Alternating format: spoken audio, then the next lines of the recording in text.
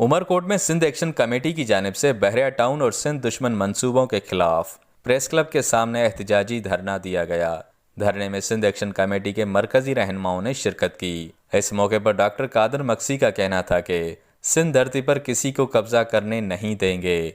उनका कहना था कि सिंध में आगाही मुहिम जारी है। 2023 में सिंध की अवाम आसिफ जरदारी और उनके हवारियों को इबरतनाक शिकस्त देगी। जिनकी सियासत में मुआजिर सियासत का नाम होगा, सिंध धरती माँ की तकसीम का नाम होगा, वो सिंध दुश्मन जमायत हम उसे तस्लीम नहीं करेंगे। 2023 के इलेक्शन में पीछा किया जाएगा और पीपल्स पार्टी को किसी भी सूरत में सिंध में जीतने नहीं देंगे।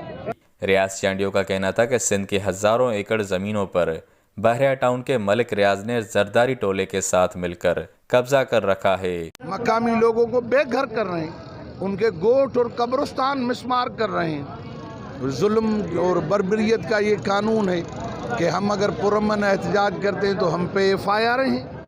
सिंध धरती के चाहने वाले इसका मुकाबला करेंगे। कैमरा टीम के साथ अमीन डिप्लाई, ग्लोबल न्यूज़, उमरकोट।